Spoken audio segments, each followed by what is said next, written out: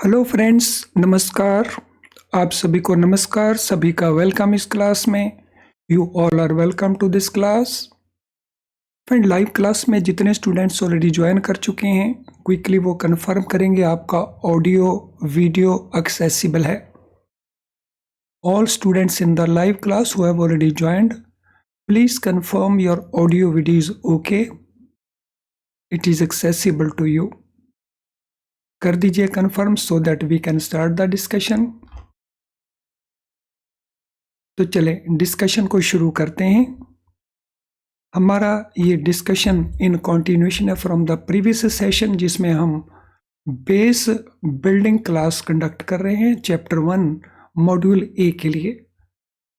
सो इसमें हम कॉन्सेप्ट करेंगे, फिर क्वेश्चंस करेंगे और इस प्रकार से करेंगे कि हम इसको बहुत अच्छे से अंडरस्टैंड कर जाएं और फिर कोई भी क्वेश्चन पूछा जाए पेपर के अंदर, हम उसको आसानी से हैंडल कर सकें एग्जाम के अंदर। तो चलिए शुरू करते हैं इस डिस्कशन को। Risk management and control of A dealing room. So foreign exchange में जो डीलिंग रूम है, सो डीलिंग रूम में जैसा हम ऑलरेडी जानते हैं, हमारे पास 3 डिफरेंट ऑफिसेस होते हैं। तो anyone who can tell these 3 different offices in a dealing room? Foreign exchange के डीलिंग रूम में जो 3 ऑफिसेज हैं, आप में से कोई बता सकें कि वो डीलिंग रूम में 3 ऑफिसेज क्या क्या होते हैं? तो एक होता है उसके अंदर फ्रंट ऑफिस, दूसरा उसके अंदर होता है मिड ऑफिस, तीसरा उसके अंदर होता है back office. So risk management and control of dealing room. Reserve Bank of India has advised that board of directors of banks should frame an appropriate policy and fix suitable limits for its foreign exchange dealing operations. Reserve bank of India का direction क्या है बैंकों को? Direction ये है कि बैंकों के जो बोर्ड ऑफ डायरेक्टर्स हैं, उनको एक पॉलिसी फ्रेम करनी चाहिए, एप्रोप्रिएट पॉलिसी फ्रेम करनी चाहिए, और जिसमें वो फिक्स करेंगे सूटेबल लिमिट्स अपने परसेप्शन के अनुसार, जो भी उनकी फॉरेक्स डीलिंग की ऑपरेशंस होंगी, यानी जो सेल परचेज ऑपरेशंस होंगी, फॉरेन एक्सचेंज डीलिंग्स की ऑपरेशंस होंगी, उनके लिए वो सूटेबल लिमिट्स सेट करें, फिक्स करें। Management of dealing room operations should focus on risk associated with the foreign exchange dealing room operations which in turn arise from complex nature of foreign exchange markets and volatile nature of exchange rate movements. तो जो dealing room के अंदर management है, एक तो हुआ bank का management, एक डीलिंग रूम के अंदर जो मैनेजमेंट है उसको किसके ऊपर फोकस करना है? वो फोकस करेंगे रिस्क के ऊपर। कौन सा रिस्क? जो एसोसिएटेड है, जो रिलेटेड है with foreign exchange dealing room operations, और उस रिस्क के चलते it can arise from complex nature of foreign exchange markets. तो ये रिस्क किस कारण अराइज होता है? फॉरेन एक्सचेंज मार्केट्स, उनकी जो नेचर है वो कॉम्प्लेक्स नेचर है, ऑलरेडी हम वेरियस लेसन में वॉच कर चुके हैं। दूसरा, वहाँ जो एक्सचेंज रेट्स हैं, उनकी जो मूवमेंट्स हैं वो वॉलेटाइल हैं। ऑलरेडी हम अंडरस्टैंड कर चुके हैं कि जो मेन करेंसीज हैं, तो 3-4 सेकंड्स के अंदर उनके रेट्स चेंज हो जाते हैं। Major risk associated with foreign exchange dealing room operations can be. अब कौन कौन से मेजर रिस्क हैं जो फॉरेन एक्सचेंज डीलिंग ऑपरेशन के साथ एसोसिएटेड हैं? इनमें ऑपरेशनल रिस्क है, एक्सचेंज रिस्क है, क्रेडिट रिस्क है, मार्केट रिस्क है, लिक्विडिटी रिस्क है, इंटरेस्ट रेट रिस्क है, और भी कई प्रकार के रिस्क हैं। इन रिस्क को हम एक एक करके अंडरस्टैंड करने की कोशिश करेंगे। फॉरेन एक्सचेंज के साथ रिलेट करके ऑपरेशनल रिस्क को, एक्सचेंज रिस्क को, क्रेडिट रिस्क को, मार्केट रिस्क को, liquidity risk, interest rate risk या और भी अगर कोई रिस्क इन्वॉल्व है। तो आई होप यहां तक हम हर चीज को अच्छे से अंडरस्टैंड कर चुके होंगे। So we start with operational risk.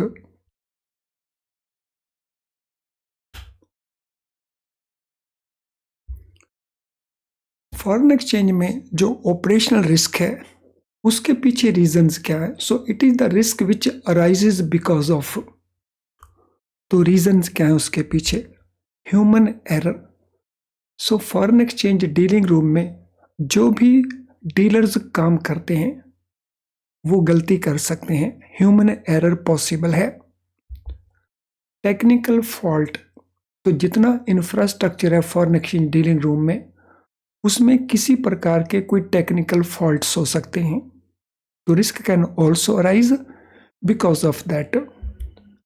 Infrastructure breakdown, तो वहाँ का जो इंफ्रास्ट्रक्चर है प्रोवाइड किया है डीलिंग रूम के अंदर तो वो ब्रेकडाउन हो सकता है, उसमें कोई खराबी आ सकती है।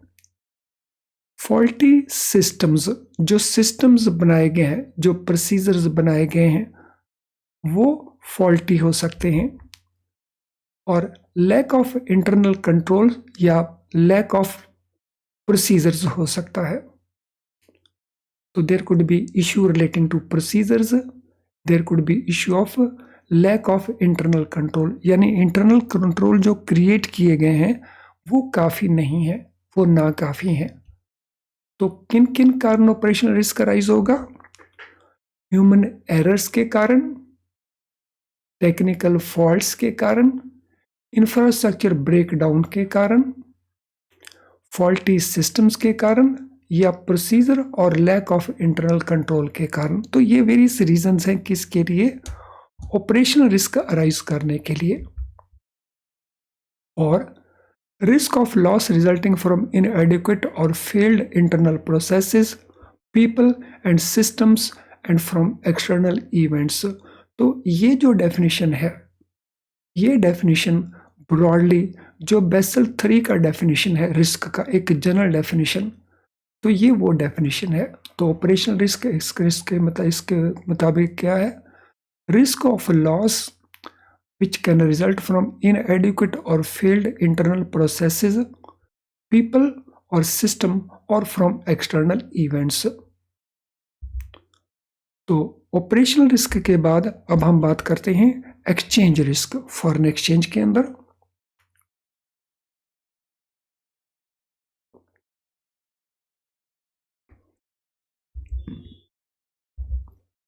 It is most common risk in foreign exchange dealing operations. Foreign exchange की जो ट्रांजैक्शंस हैं उसकी जो डीलिंग ऑपरेशंस हैं उन ऑपरेशंस के अंदर ये मोस्ट कॉमन रिस्क है जिसको हम कहते हैं एक्सचेंज रिस्क। अब ये अराइज क्यों होता है? It arises mainly because of fluctuations in exchange rate and or when mismatches occur in asset liabilities and receivables and payables। तो यहाँ पे 2 मेन रीजंस हैं इस रिस्क के अराइज होने के। तो one is fluctuation in exchange rates. $1 is equal to ₹83.10। अगले ही सेकंड इट में बी 83.15 और हो सकता है इट में बी 83.05। तो इसके चलते लॉस हो सकता है। तो अगर हमने इस रेट के ऊपर परचेज कर लिया और नेक्स्ट मोमेंट वो रेट ये रह गया, हमें इस रेट के ऊपर अगर सेल करना पड़े तो we are going to make loss.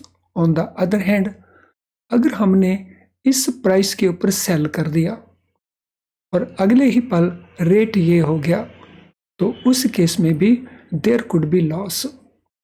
So this could be one situation. Another situation when mismatches occur in assets and liabilities और receivables and payable. Receivable payable क्या होते हैं, तो इनको हम कहते हैं positions.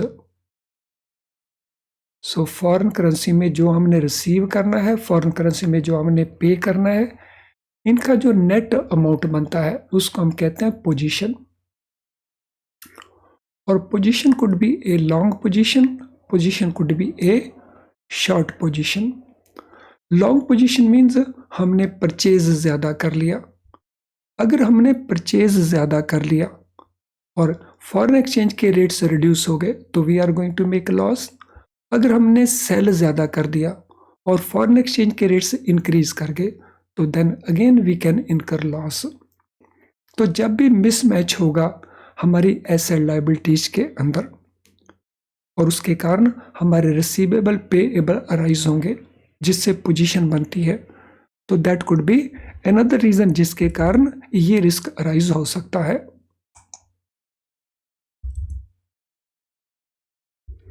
It means possibility of a decline in the value of the return accruing to an investor owing to depreciation in the value of asset currency। तो इसका मीनिंग क्या हुआ? इसका मीनिंग ये हुआ इन रीजंस के कारण कि रिटर्न जो उसको मिलेगी इन्वेस्टर को तो वो डिक्लाइन करेगी because of the depreciation in the value of currency assets.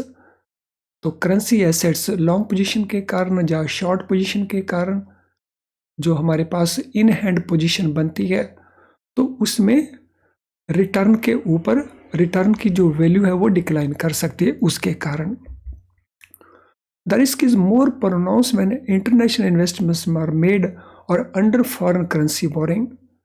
तो रिस्क और भी ज़्यादा बढ़ जाता है जब इंटरनेशनल इन्वेस्टमेंट्स की जाती हैं या इन्वेस्टमेंट की जाती हैं पैसा बोरो करके। अगर मनी को फॉरेन करेंसी में बोरो किया जाए तो उसमें दो नेगेटिव एस्पेक्ट रहते हैं। So one could be change in the exchange rate, another interest we are paying on the borrowed money. तो जब बोरोड मनी के ऊपर इंटरेस्ट पे करने का प्रेशर होगा इंटरनेशनल इन्वेस्टमेंट्स के अंदर तो the risk can be more pronounced, तो रिस्क बढ़ जाएगा। नो अब हम बात करेंगे इनके ऊपर बेस्ड जो कुछ क्वेश्चंस बनते हैं। तो लेट अस सी वो क्वेश्चंस क्या क्या बनते हैं। What has RBI advised banks to do regarding their foreign exchange dealing operations. तो बैंकों को क्या डायरेक्शन दी हैं रिजर्व बैंक ऑफ इंडिया ने उनके फॉरेन एक्सचेंज डीलिंग ऑपरेशंस को लेकर के। तो ये हमारे ऑप्शन आंसर्स हैं।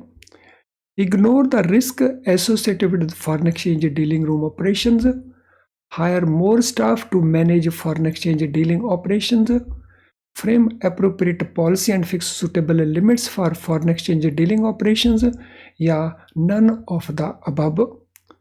अगर अभी तक हमने ठीक से अंडरस्टैंड किया है तो इस क्वेश्चन का आंसर हमें फाइंड आउट करने में डिफिकल्टी नहीं होगी। यस, कोशिश करिए कौन सा आंसर बनता है क्वेश्चन नंबर 1 के लिए। So what is the answer for question number 1? क्या आंसर बनता है क्वेश्चन नंबर 1 के लिए? सो आंसर बनता है रिजर्व बैंक ऑफ इंडिया का जो डायरेक्शन है कि बैंक उनके जो बोर्ड्स हैं वो एप्रोप्रिएट पॉलिसी फ्रेम करें और विच में वो सूटेबल लिमिट्स को फिक्स करें फॉरेन एक्सचेंज डीलिंग्स में। सो दिस मीन हमारा जो आंसर है ऑप्शन सी, ये हमारा करेक्ट ऑप्शन आंसर बनता है। What are major risks associated with the foreign exchange dealing operations? तो मेजर रिस्क कौन कौन से हैं? Human error, technical fault, infrastructure breakdown, faulty system या प्रोसीजर।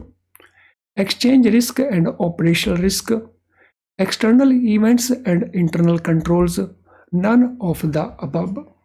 तो हमने बताना है कौन कौन से मेजर रिस्क हैं जो एसोसिएटेड हैं विद फॉरेन एक्सचेंज डीलिंग्स। तो देखिए इन सभी ऑप्शन को केयरफुली रीड करो और फिर देखो कौन सा ऑप्शन आंसर बनता है। सो यस, कोशिश करें बिकॉज जब आप आंसर देने की कोशिश करेंगे माइंड एप्लीकेशन बनता है और माइंड एप्लीकेशन से हम अंडरस्टैंडिंग को बेटर बनाते हैं। तो ए जो है, these are the reason, this is not the risk, these are the reasons for operational risk. External event and internal control, these are also the reasons. Exchange risk and operational risk, so these are major risks which are associated with foreign exchange dealing operations. So that mean option B हमारा correct answer बनता है. Friend, इससे पहले कि हम अगले part के ऊपर चलें, तो this is important information for you. If live class enough to pass the exam, वो क्लास जो इसमें आप अटेंड कर रहे हैं, क्या ये काफ़ी है आपके एग्ज़ाम को पास करने के लिए? और आंसर है नो. अगर आंसर नो है तो फिर हम इस क्लास को क्यों ज्वाइन करें? इस क्लास को ज्वाइन करना आपके लिए इम्पॉर्टेंट इसलिए रीज़न है क्योंकि ये आपके स्कोर को इम्प्रूव करती है. वो स्टूडेंट जिनका स्कोर कहीं ना कहीं 43, 45, 47 के ऊपर आके अटक जाता है, अगर इन क्लासेस को वो रेगुलरली ज्वाइन करते हैं तो उनके पास होने की पॉसिबिलिटीज़ बढ़ जाती हैं. लेकिन अगर हमें गारंटेड पास चाहिए तो फिर क्या करना होगा? फिर हमें फुल सिलेबस को कवर करना होगा. तो फुल सिलेबस को कवर किए बगैर पास होने की जो पॉसिबिलिटीज़ हैं वो बहुत कम हो जाती हैं. फुल सिलेबस को कवर करने के लिए अगर आप IIBF बुक्स को यूज़ कर रहे हैं तो फिर उनमें कुछ इश्यूज हो सकते हैं, जैसे डिफ़िकल्ट टू अंडरस्टैंड. इन बुक्स में जो कुछ लिखा गया है, जैसे लिखा गया है, उसको अंडरस्टैंड करने में आपको डिफ़िकल्टी हो सकती है. बार बार आपको याद करना पड़ता है, फिर आप भूल जाते हैं. As a result you have to consume lot of time, और टाइम बैंकर्स के पास ऑलरेडी एक बहुत बड़ा इशू है. होल डे उनको काम करना होता है. हम प्रैक्टिस करना चाहते हैं लेकिन बुक्स के अंदर बहुत ज़्यादा प्रैक्टिस क्वेश्चन अवेलेबल नहीं है. एज ए रिज़ल्ट हम प्रॉपर प्रैक्टिस नहीं कर पाते.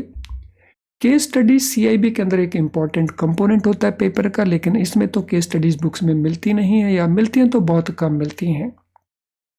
और उसका रिज़ल्ट क्या होता है? हम बार बार पेपर में अपीयर होते हैं. अब इसका सॉल्यूशन कहाँ पे है? इसका सॉल्यूशन है हमारे best quality very low priced video lessons. इतनी कम प्राइस है कि आप हैरान होंगे, और क्वालिटी में कोई कंप्रोमाइज़ नहीं है. तो ये वीडियो लेसन्स में जो कॉन्सेप्ट आपको एक्सप्लेन किए जाते हैं, वो कॉन्सेप्ट आप बहुत इजीली अंडरस्टैंड कर जाते हैं और बहुत अच्छे से अंडरस्टैंड कर जाते हैं, बहुत क्विकली अंडरस्टैंड कर जाते हैं. यानी आपके ये दोनों ही प्रॉब्लम इसमें सॉल्व हो जाती हैं. हमारे केस स्टडी पैकेज में आपको बहुत सारी केस स्टडीज़ मिलती हैं विद सॉल्यूशंस, तो आपकी ये समस्या भी सॉल्व होती है. हमारा क्वेश्चन बैंक है, इसमें बहुत सारे आपको मल्टी चॉइस क्वेश्चंस मिल जाते हैं प्रैक्टिस के लिए, तो हमारी ये प्रॉब्लम भी सॉल्व हो जाती है. यानी आपके ये वाले इशू फुल प्रेपरेशन करने के लिए बड़ी आसानी से हमारे ये प्रोडक्ट्स आपकी हेल्प करते हैं. अब ये मिलते कहाँ हैं?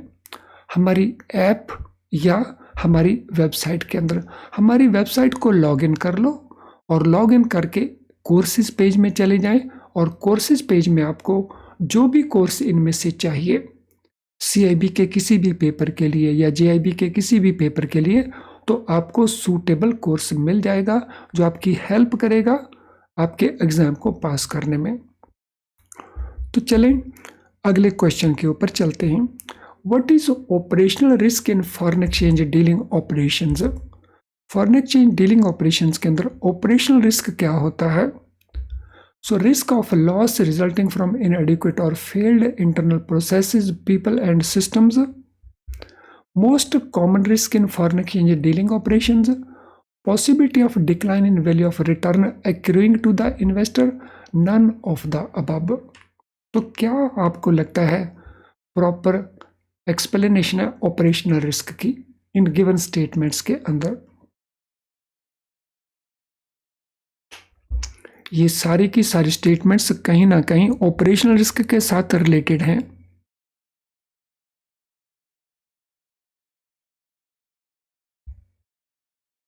लेकिन एप्रोप्रिएट आंसर बनता है ए, बिकॉज ऑपरेशनल रिस्क का जो डेफिनेशन है बेसल के द्वारा दिया हुआ, तो वो यही है, रिस्क ऑफ लॉस, जिसके पीछे रीज़न क्या है?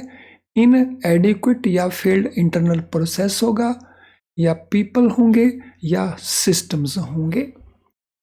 तो option A is the right answer. What is exchange risk in foreign exchange dealing operations? Risk arising because of human error, technical fault, infrastructure breakdown, faulty system, or procedures. Risk of loss resulting because of inadequate or failed internal process, people, and system, and from external events. Most common risk in foreign exchange dealing room operations और none of the above। हमने बताना है exchange risk क्या है, इनमें से कौन C option हमारी बनती है उसके लिए। एक्सचेंज रिस्क के लिए so what is exchange risk? ये डेफिनेशन ऑपरेशनल रिस्क के साथ रिलेटेड है। ए बी जो है ये भी ऑपरेशनल रिस्क के साथ अटैच्ड है।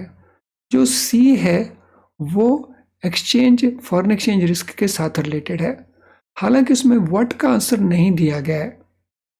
व्हाट का आंसर है उसके पीछे जो फ्लक्चुएशन है वो,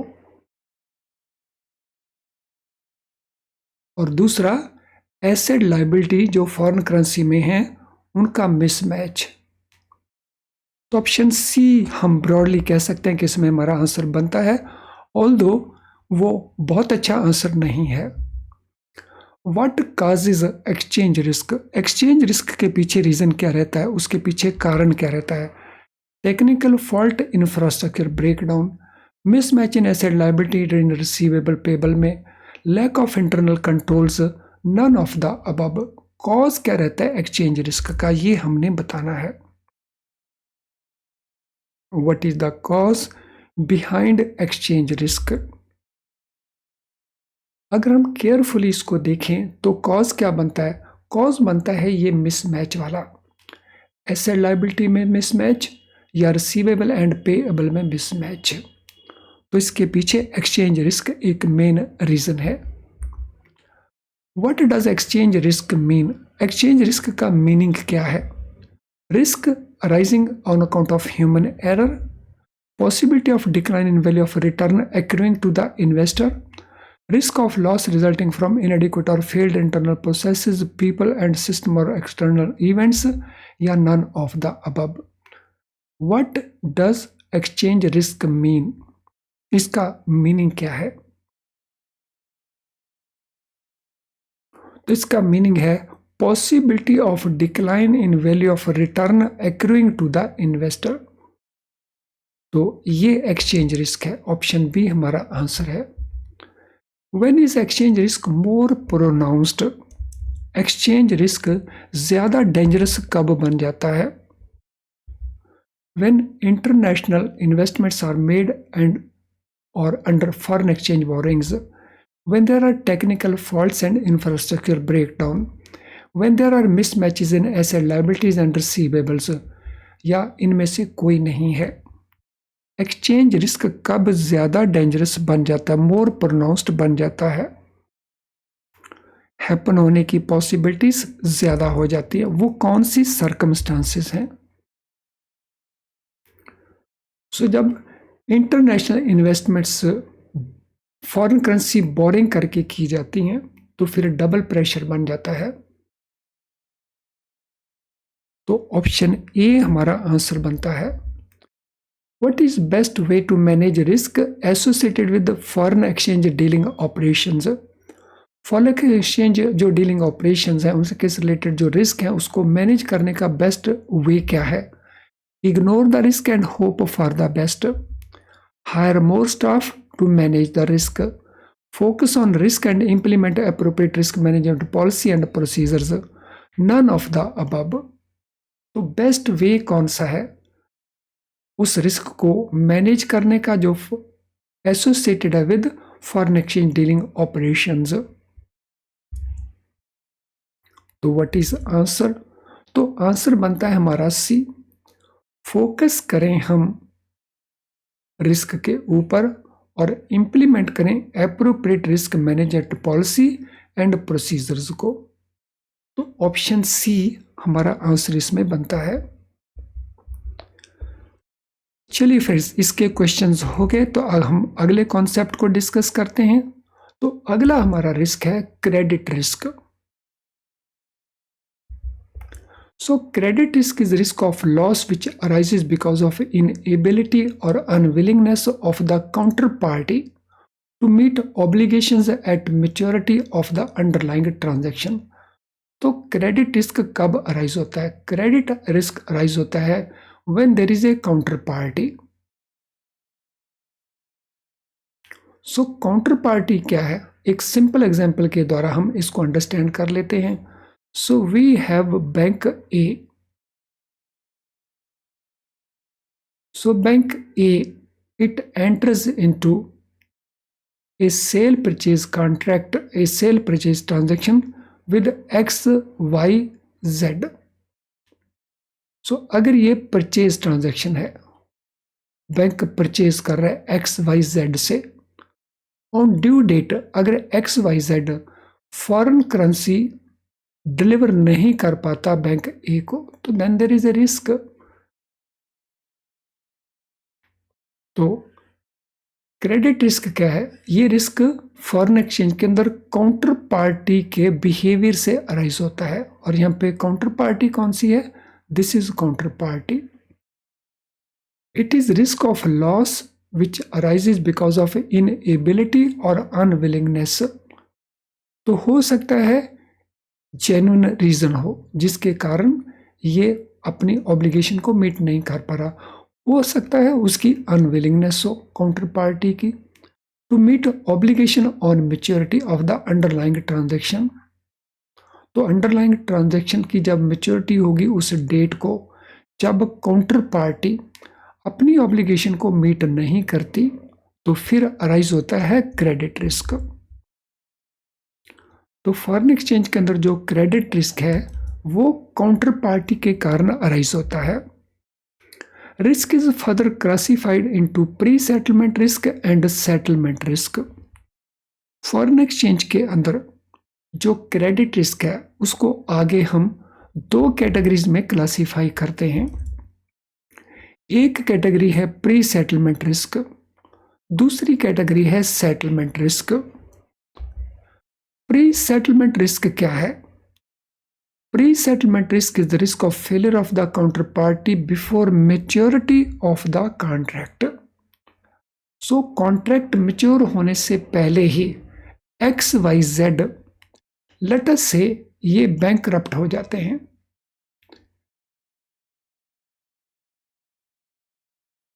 तो इनका दिवाला पिट जाता है। तो अगर ये बैंकरप्ट हो जाते हैं और अभी ड्यू डेट नहीं आई, मेच्योरिटी डेट अभी नहीं आई, तो इसीलिए हम कहते हैं इसको प्री सेटलमेंट रिस्क। तो काउंटर पार्टी अगर फेल हो जाती है, उसका दिवाला पिट जाता है काउंटर पार्टी का, और वो भी मेच्योरिटी ऑफ द कॉन्ट्रैक्ट से पहले, यानी ड्यू डेट से पहले, they become bankrupt, so they fail. तो फिर अराइज होता है प्री सेटलमेंट रिस्क।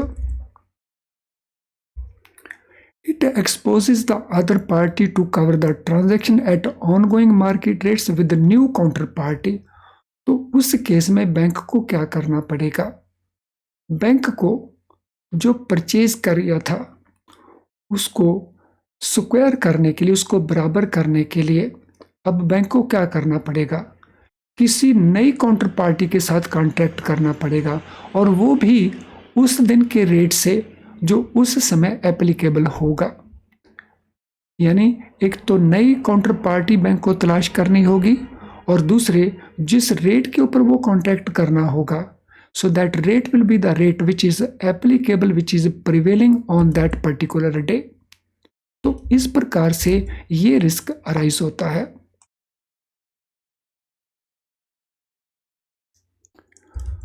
फ्रेंड्स, आज के सेशन से रिलेटेड अगर आपका कोई भी क्वेश्चन हो तो इस वीडियो लेसन के कमेंट बॉक्स के अंदर आप अपने क्वेश्चन को टाइप कर सकते हैं, वहीं से सूटेबली हम आपको आंसर करेंगे। अगर आपकी कोई जनरल क्वेरी हो तो ये हमारा ईमेल आईडी है, तो आप हमें यहाँ पे मेल कर सकते हैं, हम सूटेबली आंसर करके आपकी हेल्प करेंगे। आज का सेशन आपको अगर यूजफुल लगा है तो इसको लाइक करना संकोच ना करें, क्योंकि आपके लाइक करने से YouTube इस सेशन को और बहुत सारे स्टूडेंट्स को अपने लेवल के ऊपर दिखाने की कोशिश करता है। दैट मीन आपका लाइक करना दूसरे स्टूडेंट्स की हेल्प करने के बराबर है। पर्सनल तौर के ऊपर आप इसके लिंक को शेयर कर सकते हैं अपने व्हाट्सएप ग्रुप में, अपने फेसबुक पेज में या किसी भी आपके सोशल मीडिया अकाउंट के अंदर। चैनल अगर आपने अभी तक सब्सक्राइब नहीं किया है तो आप हमारे बहुत सारे लेसन्स मिस कर रहे होंगे इम्पॉर्टेंट। तो अगर आप चाहते हैं कि आपके क्लासेस मिस ना हो तो बेल आइकन को और सब्सक्राइबर बटन को ज़रूर पुश करें, दोनों को साथ साथ पुश कर देना, सो दैट हमारे सारे नोटिफिकेशन आपको ऑन टाइम मिले। फ्रेंड, इस सेशन में जो कुछ अभी तक हमने डिस्कस किया उसी को कंटिन्यू करेंगे हम नेक्स्ट सेशन के अंदर। तो चलिए अब इस सेशन को वाइंड अप करते हैं। Thank you friends and all the best.